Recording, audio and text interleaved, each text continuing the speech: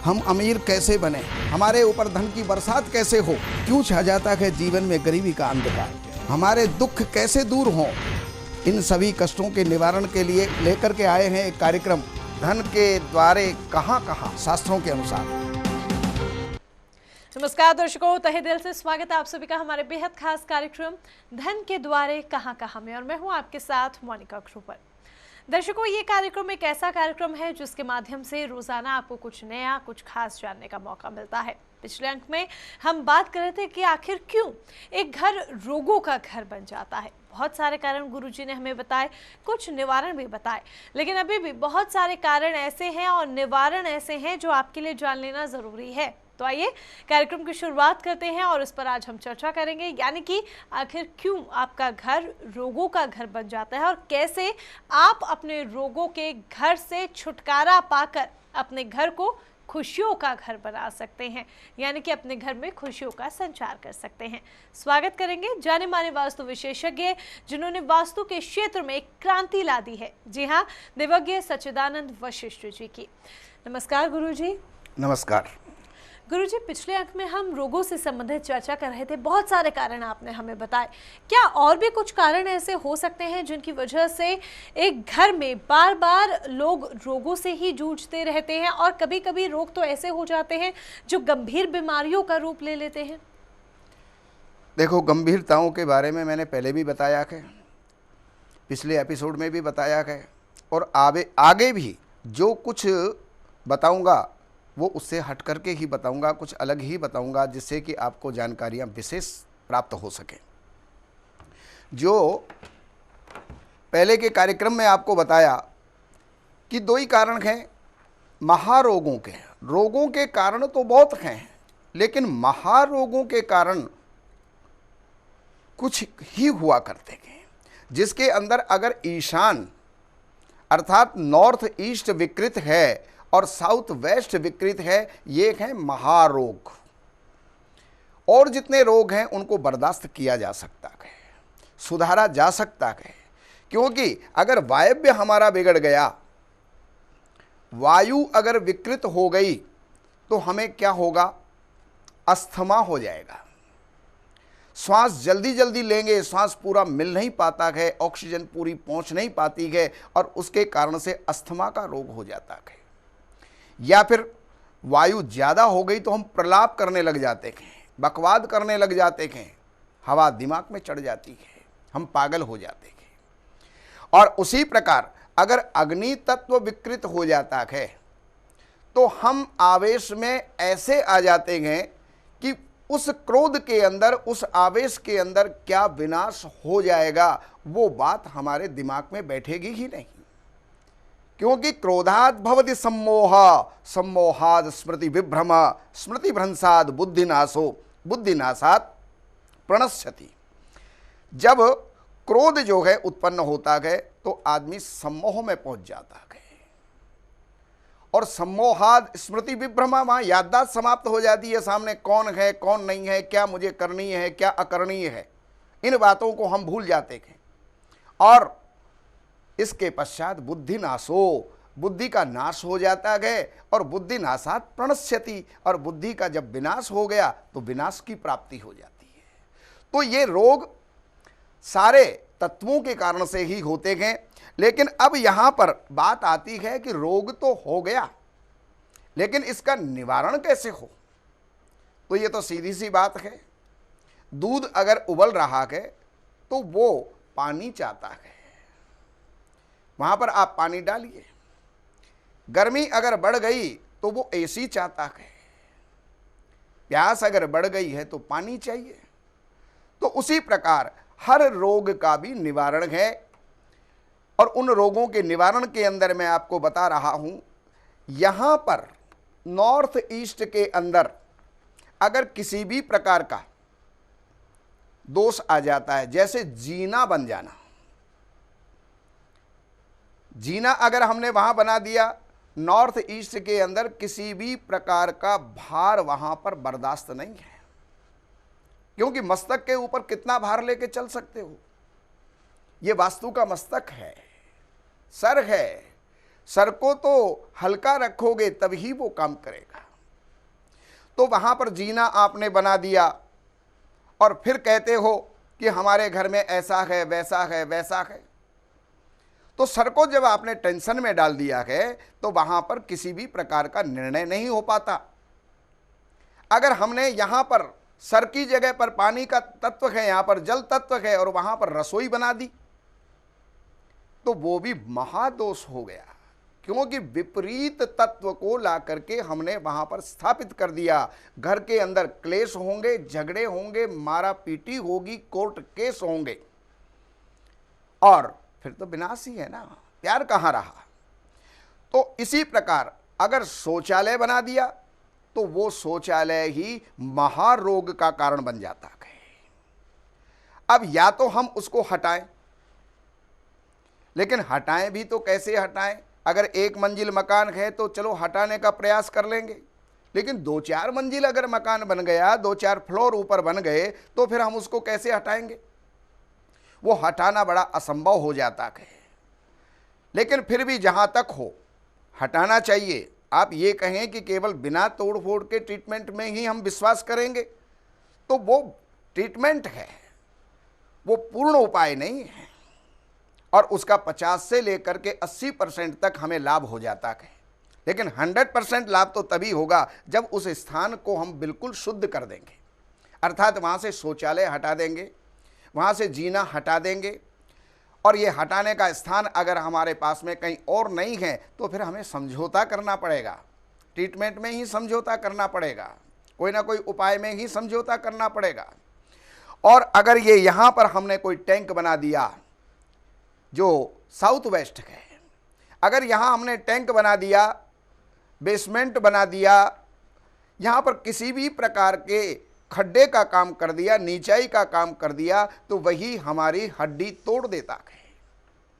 या फिर हम उसको भरें और भरेंगे तब ही जाकर के हम वहाँ से ठीक हो पाएंगे।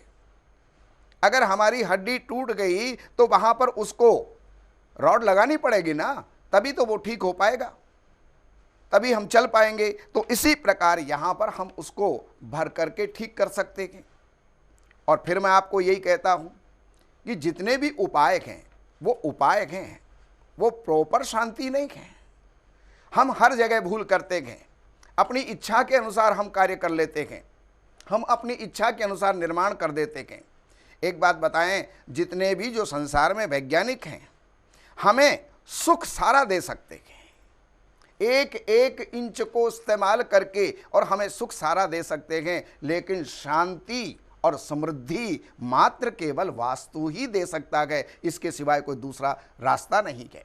तो इनको हम उनके माध्यम से सुधारें, जितना सुधर सके उतना सुधारें, क्योंकि सर्वनाशे समुत्पन्ने अर्धम त्यजति स पंडितः।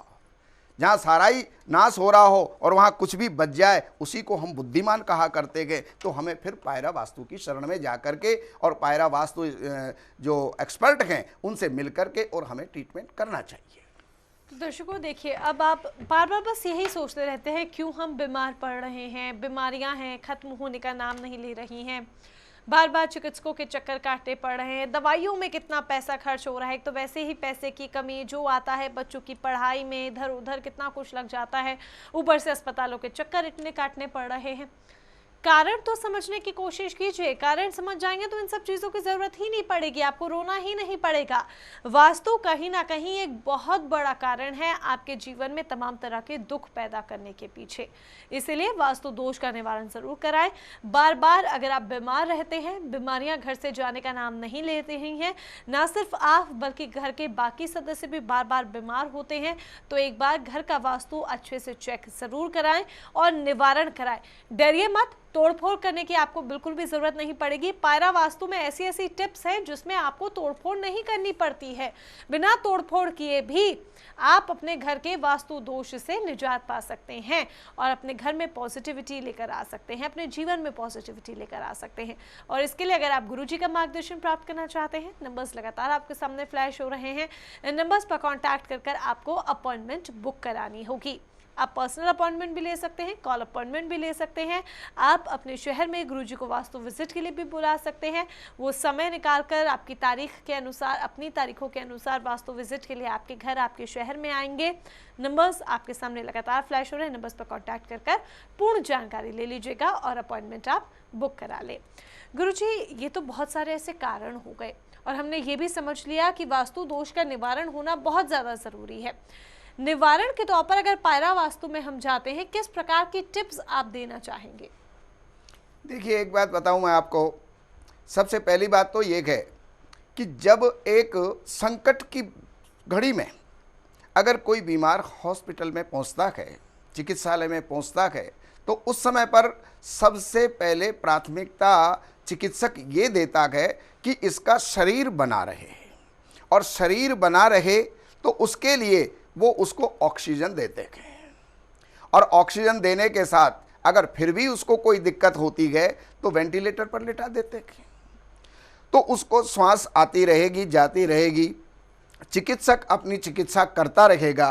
तो उसी प्रकार हमारे पायरा वास्तु के अंदर हम क्या करते हैं कि सबसे पहले हम सेंटर को जाके संभाल लेते हैं, जो ब्रह्म स्थान होता है उसको जाकर के संभाल लेते हैं, उसको हम ऊर्जा दे देते हैं। अब आप ये कहेंगे ऊर्जा आप कैसे दे देते हैं?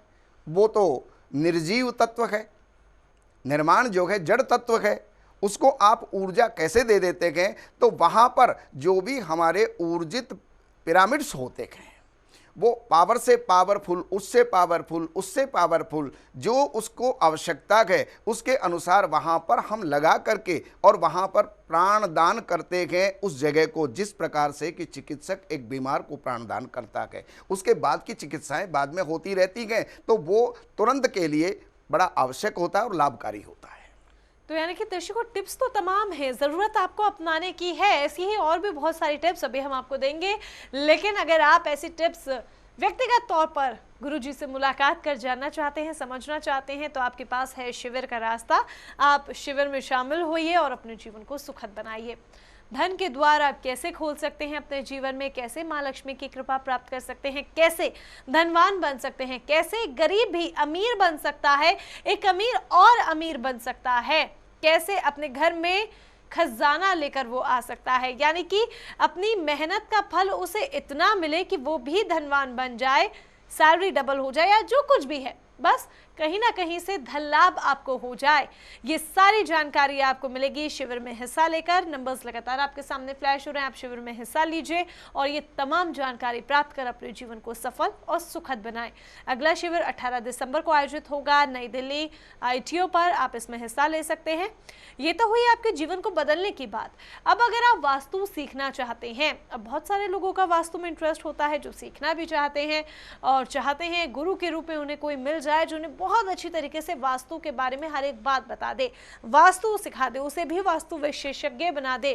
तो उसके लिए भी आप इस शिविर में जरूर हिस्सा लीजिए, क्योंकि ये शिविर 2 पार्ट्स में आयोजित होता है। पहला पार्ट आपको बता दिया है, दूसरा पार्ट वास्तु टीचिंग पर है, जिसमें आपको वास्तु सिखाया जाता है। अगर आप वास्तु सीखना चाहते हैं तो आप जरूर रजिस्ट्रेशन करा लीजिएगा। नंबर्स आपके सामने फ्लैश हो रहे हैं, यही नंबर्स आपकी पूरी तरीके से मदद करेंगे। पायरा वास्तु में वैसे तो गुरुजी बहुत सारी ऐसी टिप्स हैं जो हमें तोड़फोड़ की ज़रूरत नहीं पड़ती हैं। कई बार आप पिरामिड की भी बात करते हैं, आप पैरामीटर स्केल की भी बात करते हैं। क्या रोगों को घर से दूर भगाने के लिए पिरामिड और ये पैरामीटर स्केल ये सब कुछ भी काम आ सकता है?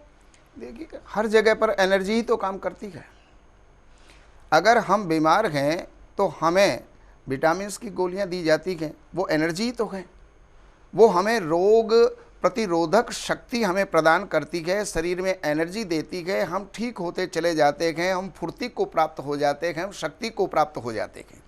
तो इसी प्रकार हमारे यहाँ पर भी पायरा वास्तु के अंदर हर दोषी स्थान को एनर्जी दी जाती है। उसके जो गलत भाग है, विकृत भाग है, उसको हम पिरामिड से उसको काट देते हैं। जैसे कि ऑपरेशन में सड़े हुए तत्व को, सड़े हुए अंग को काट दिया जाता है और उसको बाकी जो बचा हुआ है उसको शुद्ध कर दिया जाता है। तो ये हमारे पिरामिड के अंदर हुआ करता है। तो यानी कि दर्शकों, पिरामिड आप एक तरह से ये समझ सकते हैं कि 100% आपके लिए सल्यूशन लेकर आता है, क्योंकि ये एक पिरामिड आपकी तमाम तरीके की परेशानियों का आपको निवारण दे सकता है, तमाम तरह के वास्तु दोष का निवारण आपको दे सकता है। इसलिए पिरामिड अगर आप घर में स्थापित करते हैं, अपने घर की छत पर लगाते हैं या कहीं रखते हैं, जिस प्रकार से आपको गुरुजी बताते रहते हैं लगातार, तो ये आपके लिए बेहद फलदायी साबित हो सकता है। ऐसी ही और भी बहुत सारी टिप्स आप इस पुस्तक के माध्यम से भी जान सकते हैं, जिसे खुद गुरुजी ने लिखा है, यानी कि देवज्ञ सच्चिदानंद वशिष्ठ जी ने लिखा है, ताकि आप लोग वास्तु को अच्छी तरीके से समझ पाए। पुस्तक का नाम आप आराम से पढ़ भी सकते हैं अपनी स्क्रीन पर, धन बरसे आपके द्वार शास्त्रों के अनुसार, जिसमें आपको ये बताया जाता है कि कैसे आप अपने द्वार खोल सकते हैं धन के लिए, यानी कि माँ लक्ष्मी का आपके घर में कैसे वास हो, ये आपको पता चलेगा इस पुस्तक के माध्यम से, वो भी शास्त्रों के अनुसार। नंबर्स आपके सामने है, कॉल कर लीजिएगा पुस्तक को प्राप्त करने के लिए। फिलहाल कार्यक्रम को अब यहाँ पर विराम देना होगा, हमें चलने की दीजिए इजाजत। गुरुजी समय आपने दिया और बहुत महत्वपूर्ण जानकारियां दी हमेशा की तरह, उसके लिए बहुत बहुत धन्यवाद आपका। नमस्कार। ऐसी स्थिति आती है कि हो सकता है रास्ते के अंदर कोई हमारा शत्रु मिल जाए, हमारे साथ में कोई भी दुर्व्यवहार हो सकता है, दुर्घटना हो सकती है, हो सकता है कि हमारी मृत्यु तक हो जाए। और हर प्रकार की रक्षा के लिए जब हमें चलना होगा तो माँ भगवती की शरण में ही चलेंगे। और उसके लिए मैं आपको एक मंत्र बताता हूँ, शूलेन पाहि नो देवी पाहि खड्गेन चाम्बिके घंटा स्वनेन न पाहि चातक ज्वानि स्वनेन च। इस मंत्र का आप इसी पुस्तक में, जो पुस्तक मैं आपको बता रहा हूं, उसी पुस्तक के 204 नंबर पृष्ठ के अंदर आप उसको देख सकते हैं। उस मंत्र का आप जाप करना प्रारंभ कर दीजिए। रास्ते के अंदर आप जाएंगे तो कोई भी शत्रु आपका बाल भी बांका नहीं कर सकता, लेकिन अगर बहुत बड़ा शत्रु है तो उसके लिए बहुत बड़ी दवा लेनी पड़ती है। तो उसके लिए सचंडी विधान को हमें करना चाहिए। और इसकी सचंडी कैसे होती है, इस मंत्र का कैसे कैसे पाठ होता है, किस प्रकार से जो है इसका संपुट लगाया जाता है दुर्गा सप्तशती के अंदर, ये हमारे विद्वानों से आप श्रवण कीजिए।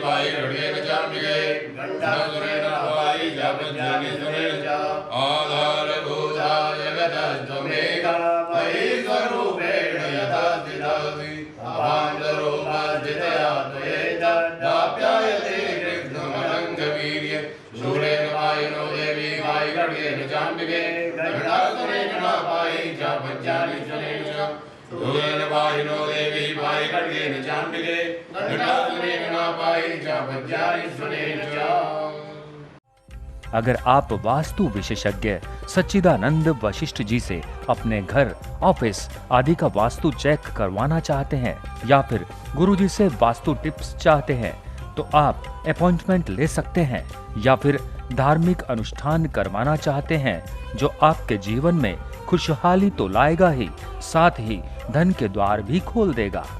धार्मिक अनुष्ठान गुरुजी स्वयं अपने हाथों से करते हैं, अर्थात अनुष्ठान के जरिए आपको गुरुजी से मुलाकात का मौका भी मिलेगा। अधिक जानकारी के लिए संपर्क करें। संपर्क सूत्र 7838898421 7838898422। संपर्क समय प्रातः 10 बजे से साय 6 बजे तक।